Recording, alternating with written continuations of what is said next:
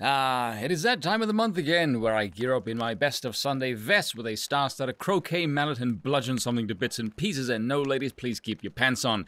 Now that First Lady Jill Biden has apologized for saying that Latinos are as unique as breakfast tacos, it is time to pause from the latest manufactured right-wing outrage and examine why her comments, although slightly problematic, pale in comparison to years of even more dangerous rhetoric against the community, still fighting back against lazy stereotypes. Woo! One paragraph in and I am already pissed off. So, with that being said, what the hell is wrong with you? Seriously, what kind of sycophant offers the most limp-wristed type of faux apology and then immediately pivots to Trump? Oh, I'm sorry we scorned you, but these people, oh god, aren't they so much worse than our elite is pandering?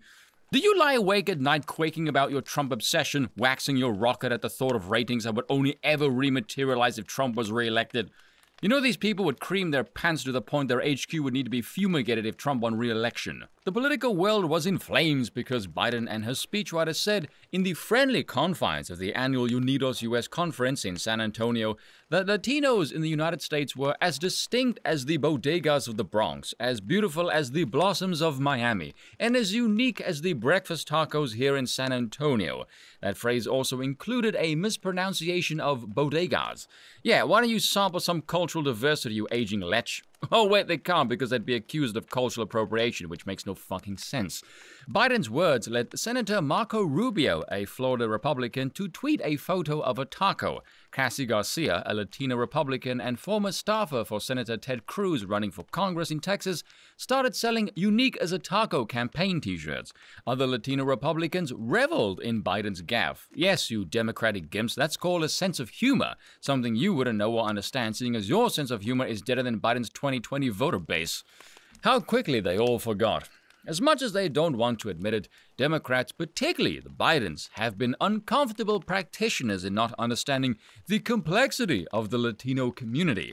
Last year, the First Lady mispronounced some Spanish phrase I shan't butcher, leading to some headshakes. About 10 years ago, then Vice President Joe Biden, speaking to the National Council of La Raza, the previous name of Unidos US, made a bizarre analogy between Mitt Romney's tax returns and Latinos having to show their immigration papers, as if immigration status is what solely defined the community.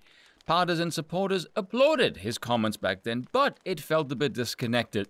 You think? Just like the time when candidate Hillary Clinton in 2016 was being compared to an abuela.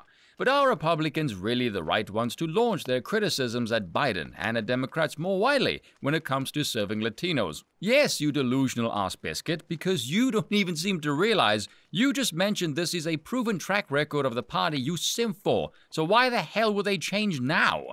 There's a good reason to, seeing as Trump managed to scoop even more Latino votes than in 2016, and even more of them are flocking to the GOP because it is obvious you pandering spackers have no idea how to speak to anyone outside of your colon-licking class. Compared to what then presidential candidate Donald Trump said in 2015, Biden's taco comments were tame, an unfortunate but innocent mistake. When Mexico sends its people, they're not sending the best, Trump said then.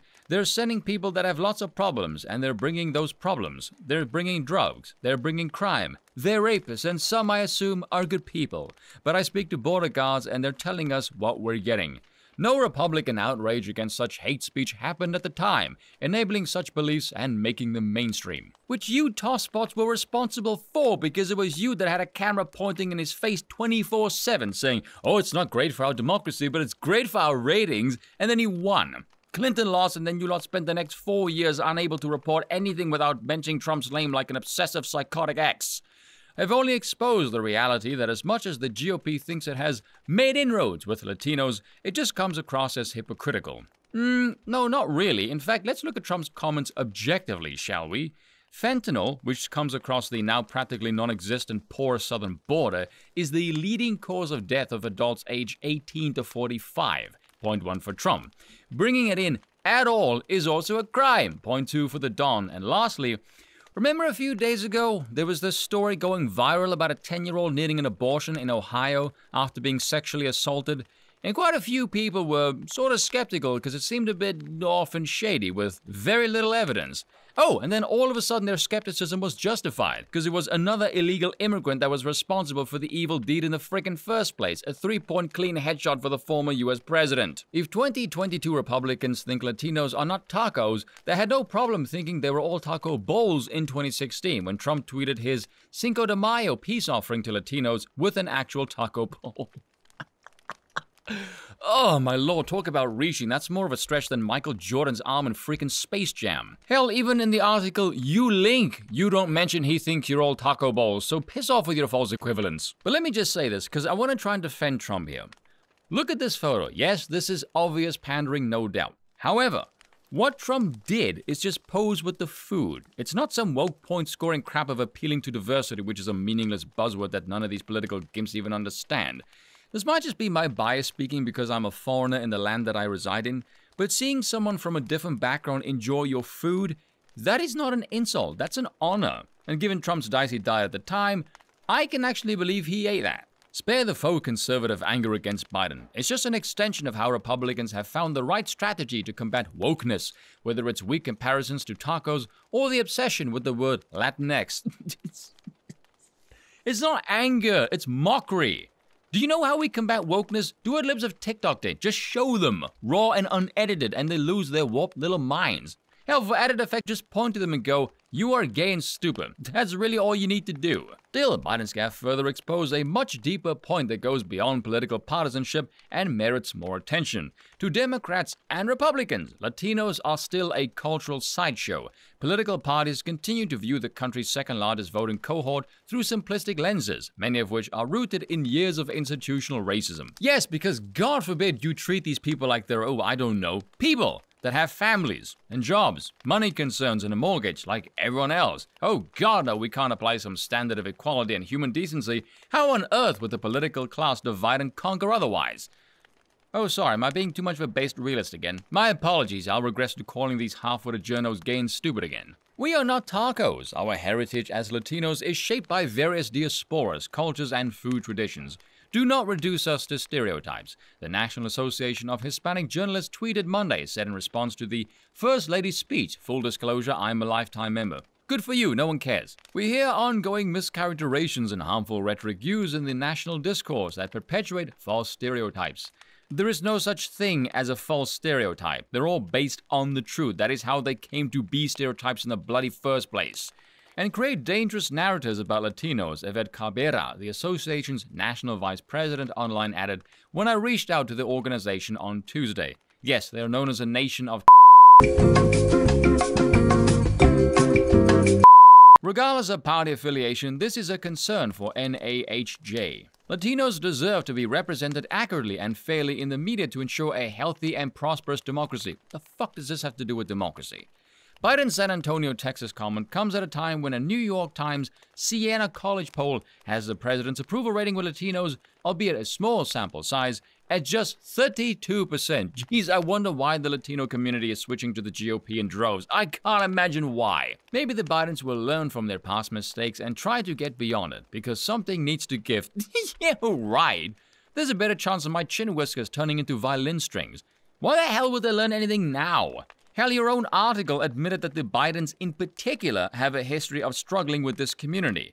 If they didn't learn anything back then when Biden was more spry and a senator, why the hell would they do so now when he's riddled with dementia, chasing away the shadow of the Grim Reaper on a nightly basis, while he continues to perpetuate the facade that he's running the country anyway but into a grave? I didn't know a man who spent nearly half a century in politics' dying wish appears to be burying the country into an early grave before Father Time does the same thing to him. We hope that this incident triggers a more thoughtful discussion in the future about how to convey the diversity, complexities, and issues facing Latinos in the United States, Calbert told me. Yeah, that's not going to happen, Toots. It's going to be a 15 minutes of infamy moment and some funny memes before Biden does the next stupid... Oh wait, he's already done a stupid thing trying to honor the Holocaust. Never mind. For whatever reason, it's clear that Latinos suddenly matter again to the GOP, but their tweets and taco memes will just ring hollow if Republicans selectively decide when to speak out and when to stay silent. And what about the Latinos who favor the GOP that have a sense of humor, who find all of this quite funny? Do they exist? Oh wait, no, they don't exist in your head because you're a lefty shill. 7 years have passed since Trump made anti-Mexican and anti-Latino sentiments that quickly became a foundational part of the party's platform. Yet here we are, all giving more attention to breakfast tacos. Yeah, two things. A, that is because Trump is not in office, hasn't been for 2 years. Please regress back to your nightly rocket waxing. And B, it is because of Trump that the GOP has made inroads with Latino voters. Defending the Latino community starts first by calling out stereotypes and ignorant rhetoric from all sides of the political spectrum. How about you just defend the southern border? Biden and her team paid another political price that was both self-inflicted and overblown by political opponents who capitalized on the opportunity. Republicans, nonetheless, don't get to pick and choose their critiques. It wasn't a critique, it was mockery, for heaven's sakes. Either they are consistent or they are not, because in the end, the Latino community deserves and commands more respect. Being constantly used as a political tool can only last so long. Yeah, considering the words of LBJ saying, I'll have these, you-know-what, voting Democrat for the next 200 years, and that was said over 50 years ago, with the black female demographic now that votes over 90% for the Democratic Party, you may want to withdraw that sort of framing, sunshine. And that is all for today. I will see you all next time.